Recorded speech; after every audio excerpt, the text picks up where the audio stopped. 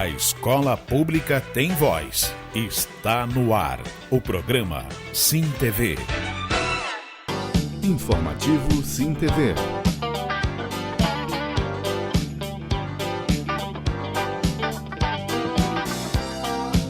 Bom dia, você telespectador e telespectadora do programa Sim TV. Hoje é sábado, 16 de novembro de 2019. Este programa é uma produção do Sindicato dos Trabalhadores do Ensino Público, Sintep, subsede Cuiabá. E vamos às informações da Rede Municipal de Ensino. Programa Pró-Funcionário. No dia 12 de novembro, a direção do Sintep subsede Cuiabá esteve reunida com o secretário municipal de Educação e representantes do Instituto Federal de Educação de Mato Grosso, com a finalidade de celebrar convênio que assegure a continuidade da oferta do programa Pró-Funcionário. Esta iniciativa visa superar as dificuldades financeiras enfrentadas pelo programa, tendo em vista o corte de recursos imposto pelo Ministério da Educação do governo Bolsonaro. Processo seletivo. A Secretaria Municipal de Educação publicou o edital do processo seletivo para a contratação temporária de profissionais da educação para o ano letivo de 2020. Conforme o edital, 2.200 vagas deverão ser preenchidas nos mais diversos cargos. As inscrições para este novo seletivo devem ocorrer até o dia 17 de novembro pelo site www.selecom.org.br. O edital está disponível no site da Prefeitura Municipal de Cuiabá. E vamos às informações da Rede Estadual de Ensino. Edital de seleção. A Secretaria de Estado de Educação publicou o edital de seleção contendo as normas para o processo seletivo simplificado, destinado à contratação de servidores para o ano letivo de 2020 nas escolas da Rede Estadual de Ensino. De acordo com o edital, as inscrições poderão ser realizadas no endereço eletrônico da SEDUC. E atenção para este importante comunicado. 11ª feijoada comemorando Zumbi.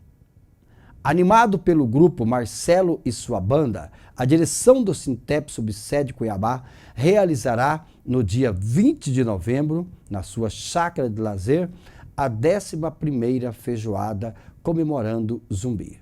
Os ingressos no valor de R$20 podem ser adquiridos na sede do sindicato e na portaria do evento. Outras informações? Acesse o nosso site sintepcba.org.br.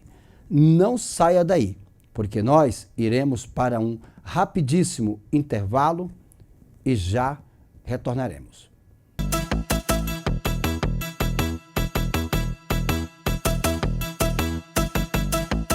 Pedofilia. Não deixe essa história se repetir. Pedofilia. Não deixe essa história se repetir. Pedofilia. Não deixe essa história se repetir. Pedofilia. Não deixe essa história se repetir. Pedofilia. Denuncie.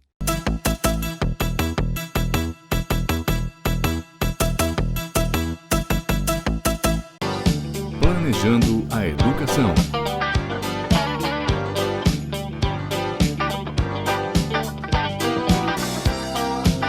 Olá, bom dia.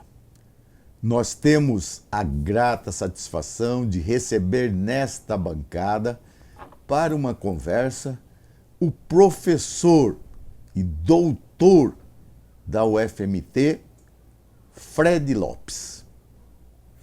Fred Lopes faz a diferença no departamento de matemática, porque ele é um dos profissionais que trabalha a matemática de forma crítica. Inclusive, durante esta semana, ele participou de um ciclo de debates sobre a matemática utilizada como instrumento de poder. Portanto, nós vamos conversar com ele nesta manhã de sábado e eu tenho certeza que esta conversa vai agradar em cheio os nossos telespectadores. Contribui com esta entrevista a professora Helena Maria Bortolo, diretora do Sintep Subsede Cuiabá. Bom dia, professora Helena. Bom dia, Gilson Romeu. Bom dia, Fred. Bom dia você que está assistindo o nosso programa Sim TV. Professor Fred, é um prazer ter você aqui no programa Sim TV. Seja bem-vindo. Bom dia. Bom dia, telespectadores aí. Bom dia, Helena. Estamos aí. Professor, em off, você nos dizia que você fala latim e grego. Por que você teve interesse em estudar estes idiomas? Bom, a princípio, né, como professor de matemática, parece estranho falar isso, mas uma das coisas em que eu trabalhei foi a história da educação e a história da educação científica no Brasil e em Portugal no século XVIII. Parte dos meus trabalhos é de tradução de textos em latim, de matemática escritos em latim, tá? Textos históricos. E esse foi um dos interesses que eu tinha desde muito novo, e talvez muito por isso que eu acabei indo para o doutorado, né, em educação matemática, com ênfase em história das ciências, em especial história da física em Portugal e no Brasil. Mas foi um interesse bastante cultivado desde a minha adolescência, que eu gostava de língua. Fez o doutorado onde? Meu doutorado é na Unesp de Rio Claro, no interior de São Paulo. Foi de 1998 a 2002. Eu já tenho 16, indo para 17 anos que eu terminei já. Fred, como que a matemática pode se tornar um instrumento de poder e dominação?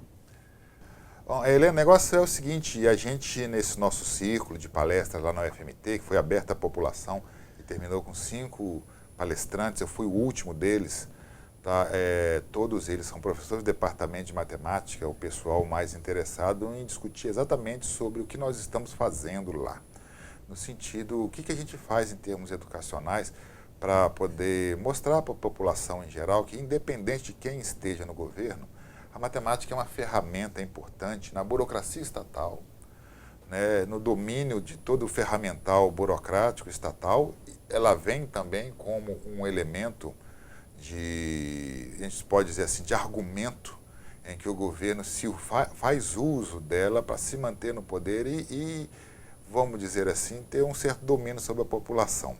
Como a gente dizia antes, né, a gente estava batendo um papo, o governo gosta de utilizar a matemática de essencialmente 2 maneiras. Nas suas fórmulas que ele calcula as suas coisas, por exemplo, o cálculo da nossa aposentadoria, que não é uma coisa tão simples, não é uma lei da natureza, mas ela é uma fórmula, por exemplo, né, como exemplo, criada a partir de alguns interesses de como tem que ser a nossa capitalização e quanto a gente vai receber no futuro, mas ela dá daquilo ali como se fosse a expressão de algo certo, justo, né, e qualitário, né, equalitário para as pessoas. No entanto, exatamente por ela ser formada por pessoas, ela é uma fórmula que expressa interesses e ideologias do governo. Além disso, o governo sempre usou a matemática como uma ferramenta de persuasão das pessoas, na medida que ele coloca gráficos, tabelas e estatísticas, né, para dar uma legitimidade, um caráter de certeza. Seu discurso, né? Para todo o seu discurso de poder. Tá? E a gente tem várias maneiras de a gente desafiar esse tipo de situação, né, que começa desde a gente olhar para os números na nossa vida, que vai desde a nossa conta de água, conta de luz, os impostos, as porcentagens que a gente tem no nosso dia a dia, a ideia mesmo clássica de que antigamente no Brasil a gente usava juros simples, agora a regra é juro composto, que cresce muito mais rápido, né? Porque se adapta melhor ao tipo de exploração econômica que ocorre hoje em dia no mundo. Eu não sei se o nosso telespectador sabe, mas o Brasil já teve taxa, a lei do Brasil era de juros simples, né? Um juros que acumula de uma maneira muito mais devagar do que esses juros compostos dos bancos. Por que essas coisas mudaram? É porque isso é uma coisa mais natural ou porque há interesse em que a exploração ocorre com mais velocidade e tudo mais, né? E a gente vai desde esses números do nosso dia a dia até uma questão mais sofisticada, que é o fato de que nossa sociedade hoje em dia, ela já está e vai continuar dentro de um processo de algoritmização da nossa vida, ou seja, um computador, um programa de computador vai definir coisas centrais, por exemplo, o seu lugar na fila do SUS, tá? E a matrícula dos nossos filhos em algumas escolas públicas, às vezes por alguns interesses em que aquela máquina programada por pessoas interessadas, por ideias interessadas em fazer com que a sociedade se mantenha, não da maneira justa como a matemática vem para a gente dizer, mas da maneira bastante interessada, porque a matemática é uma coisa, ela não tem perna e sai andando, ela é um objeto manipulado por pessoas concretas no dia a dia, e essas pessoas não são a expressão de uma natureza, vamos dizer assim, neutra e imparcial, elas são pessoas que estão aí a favor tem seus de interesses. interesses. A maioria da população brasileira tem muita dificuldade com a matemática. Não tem domínio, né, desta ciência. Isto não faz com que, principalmente aqui na nossa realidade, esta matemática se torne uma ciência absoluta? A questão é interessante, e a questão da educação, né, é de levar o máximo que a gente puder de tudo, de maneira ampla e profunda, para todas as pessoas. E os esforços da educação matemática e também do ensino de matemática têm se pautado pelo fato das pessoas aprenderem mais e melhor isso daí. Mas enquanto ferramenta para a gente lidar com o mundo, colocar a mão na massa, né, sujar as mãos, igual o pessoal diz, ela tem sido muito pouco utilizada, talvez porque ela tenha sido vista, historicamente, como uma ciência desencarnada, uma ciência longe, distante do nosso dia a dia, do nosso chão de sala, né, e do nosso chão, da nossa poeira, pegar o nosso ônibus, andar de carro, fazer a nossa compra, etc. Ela como se ela fosse algo que vem de cima para baixo para poder dar uma ordem nesse mundo. Mas, no entanto, a evidência antropológica mostra que essa ideia de uma matemática como algo absoluto, que vem de fora para cima da gente... E isso vem da Grécia Antiga. Vem da Grécia Antiga, é uma ideologia muito antiga, começa lá com os pitagóricos, dizendo que tudo é número, né, e vem sido repetida de maneira acrítica até hoje em dia, até a gente descobrir, há bem pouco tempo, vários e vários povos com a pesquisa antropológica que não fazem uso de nenhum tipo de coisa que você chamaria de matemática. Isso é muito interessante. É muito interessante, isso está no domínio da chamada etnomatemática, né, que vem também politicamente contrariar essa noção de algo absoluto que pega e nos comanda a nossa vida de uma maneira bastante impositiva, tá? Mas essa imposição, como eu disse, não é da própria matemática, são pessoas que fazem uso dela para poder promover os seus próprios interesses. Se a gente parar e pensar um pouquinho, a gente vê, né, o que existe são pessoas, e as pessoas trabalhando sobre as coisas, né, e como é que você acha que existe algo abstrato, absoluto, que comanda a sua vida desse jeito? Não é assim. Né? Aquilo que você usa, a matemática e outras ciências, podem ser usadas de vários sentidos. Porque a matemática não é uma coisa que tem perna, anda, fala. É algo que a gente cria e põe para andar, segundo o interesse de algumas pessoas. Interesse de classes, inclusive. Interesses de classes, interesses, vamos falar mais claramente, interesses de quem manda no mundo. Como diz aquele filósofo e linguista americano, Noam Chomsky, né? Quem é que é o dono da nossa sociedade? Quem manda nisso daqui? né? A gente tem uma ilusão de que é o povo, né? Mas o povo facilmente é manipulado e é uma manipulação muito grande do povo, é a criação do consenso pela mídia, que chama especialistas, né? Que vão reforçar, às vezes, o ponto de vista que eles querem. O dono da mídia é um cara interessado, é uma pessoa que quer alguma coisa com aquele seu instrumento. A mídia, né? A televisão, o rádio, assim como a gente está dominando esse espaço para poder dizer as nossas ideias também, né? Mas essencialmente contra essa ideia de uma matemática como algo absoluto é a pesquisa antropológica que mostra para a gente que a vivência em comunidade entre as pessoas não necessariamente se coloca como algo dado ou regido por leis eternas, mas por conveniências, convenções e embates de cada uma pessoa. A ideia é estudar a chamada etnomatemática.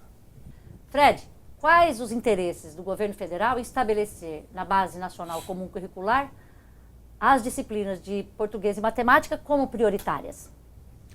Bom, além de um grande desprezo por tudo aquilo que não parece produtivo para o governo, como as humanidades em geral que estão sendo massacradas, eu acredito que é poder criar melhores profissionais. E isso pode ser uma coisa... mercado de trabalho. Para o mercado de trabalho. Isso é uma faca de dois gumes. Se por um lado, de fato, né, você consegue habilitar o profissional com algum conhecimento ali que vai ser útil para ele, por outro, passa a ideia, porque assim que funciona a ideologia, para você comer sobremesa, você tem que comer aquele prato de comida, às vezes, estragada, né? Então, a sobremesa, a coisa que você quer lá, que quer se empregar, ter uma vida produtiva, etc., te obriga você a comer, às vezes, um prato de 10 ideologias que dizem para você que nada mais do que aquilo importa. As humanidades ficam de fora, em geral, né? A questão da educação física, o pessoal já tentou, já avançou em cima daquilo. Toda aquela, né, os temas transversais de gênero, né, e assim por diante, ficam de fora e ficam excluídos porque aquilo não parecem ser ideias produtivas, coisas que formam um cidadão para entrar no mercado de trabalho, como se a finalidade da educação fosse única e exclusivamente criar novos profissionais. Essa é a questão da faca de dois gumes, né, que se por um lado a gente precisa do emprego para viver, por outro a gente não vive só de emprego, né? Porque só de comida a gente não vive, né? A gente precisa de alguma coisa a mais. A gente quer bebida, educação, balé, etc. Como já dizia aquela música. Escola Sem Partido está vindo aí para calar a nossa boca em geral. E acho que com certeza ela vai ganhar um reforço nessa sua ideia a partir dos desenvolvimentos que existem por aí. Como eu costumava dizer para alguns amigos meus, eu estou deixando a barba crescer para ela ficar bem grande, para colocar ela de molho, preocupado com essa questão da nossa perda de identidade profissional e a perda da nossa direito de cátedra, de falar o que a gente bem pensa, com a nossa liberdade de expressão sendo cancelada e sendo tolhida. E eu acredito que isso não vai ser bom em momento nenhum, nem para esse e nem para os próximos governos que virão, que talvez sejam herdeiros dessa nossa infeliz momento agora. Professor Fred, eu quero, em nome do Sindicato dos Trabalhadores do Ensino Público, Sintep Subsede Cuiabá, agradecer a sua entrevista a este programa. Eu que agradeço a presença Eu quero dizer que foi muito interessante porque você trouxe uma nova visão, uma nova interpretação, né, do uso da matemática. Mas não é minha, não. É uma visão que a gente está aí lutando junto com outras pessoas. Mas, de qualquer forma, é um discurso novo. Mas eu quero agradecer a contribuição da professora Helena Maria Bortolo e quero pedir a você, amigo telespectador, que não saia daí, porque nós vamos para um rápido intervalo e já voltamos.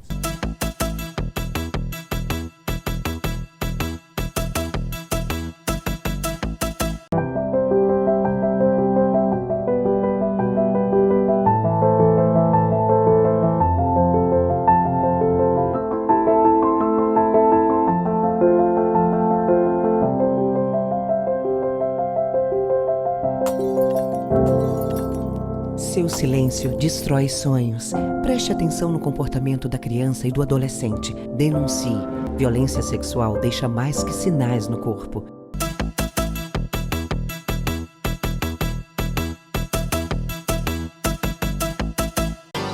Conheça seu direito.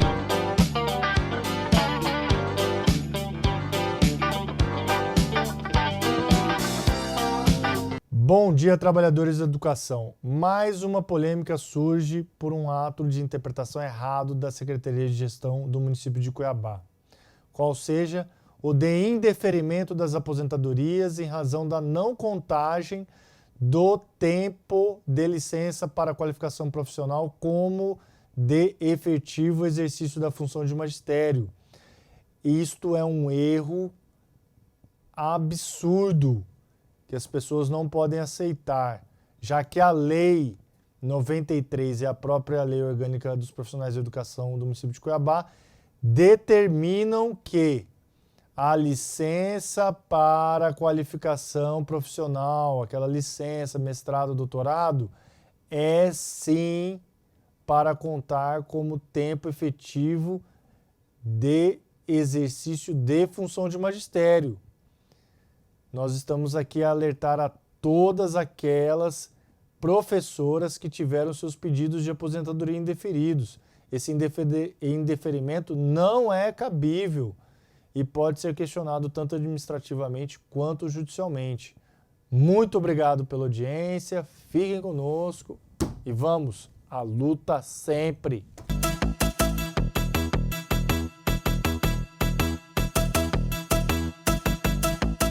Pedofilia. Não deixe essa história se repetir. Pedofilia. Não deixe essa história se repetir. Pedofilia. Não deixe essa história se repetir. Pedofilia. Não deixe essa história se repetir. Pedofilia. Denuncie.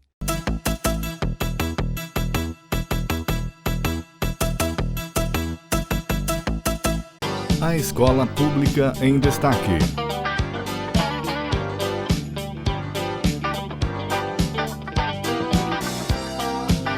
Olá, bom dia. Estudante que não lê também não escreve. A literatura contribui de sobremaneira para alargar o horizonte mental do ser humano. Os livros nos conectam com o passado, com o presente e podem até projetar o futuro. A Escola Municipal Ranulfo Paes de Barros sabe com propriedade dessas verdades. O estímulo à leitura está sempre presente no seu fazer pedagógico. Veja nossa reportagem com imagens do nosso cinegrafista Rogério Mourão. E que me leva a viajar por onde eu nunca andei, por reinos encantados, lugares que são mágicos e todos eles vão me convencer. Você é o inseparável, o amigo mais notável, meu companheiro mais fiel. Estamos aqui com a nossa 16ª edição da Noite Literária. Esse projeto ele veio idealizado há muito tempo, como já estamos na 15ª edição, pelos professores, com a necessidade de incentivar a leitura. Então o projeto consiste nas crianças lerem o livro, tirarem a essência, ou seja, qual é a mensagem que o livro está mandando, e aí eles transformam em forma de apresentação. Noite Literária é essa que já estamos aqui há muito tempo fazendo um resgate da literatura e todas as tradições cuiabanas, incentivando os alunos a fazer a leitura de livros dos autores, tanto regionais como nacionais, para que esse evento seja um evento agraciado por todos da região, todos aqui do bairro Santa Isabel. A Noite Literária começou na escola no ano de 2005, com a professora Cida, e depois foi implementado com a professora Valdirene e todos os professores do noturno, para incentivar a leitura, a autoestima, promover a cultura. Nós tivemos vários temas, literatura clássica, cuiabana, literatura negra, E a gente observa que os alunos têm um prazer pela leitura. Este ano minha turma leu A Morte é um Dia que Vale a Pena Viver, da Ana Quintana. E essa foi a resposta dada para a comunidade dos alunos dos 9º anos e dos demais anos da escola. Descobri que o mundo é lindo assim, em suas páginas eu sei, vou encontrar 1 milhão de maneiras de sonhar. É só acreditar, você que me ensina tudo que eu quero aprender. A noite literária é muito importante para o desenvolvimento dos alunos da Escola Ranulfo Paz de Barros. Eu acho muito importante o que está acontecendo aqui no Ranulfo hoje. É muito importante porque eles aprendem sobre a cultura, sobre racismo. Quero parabenizar todos os professores da Escola Ranulfo Paz de Barros. Esse projeto, para mim, todos os anos que eu venho, meus filhos todas as vezes apresentam, é muito importante. O entrosamento, né, dos pais com os alunos, professores, estão de parabéns. A noite literária, eu estou gostando muito dela porque a gente aprende várias coisas sobre o que é bom viver. A noite literária nos ensina muitas coisas, como a viver, como a minha apresentação eu fiz, A Morte em Dia como se vale a pena viver. E é muito importante essa noite porque a escola ela ajuda muitos alunos a crescer na vida.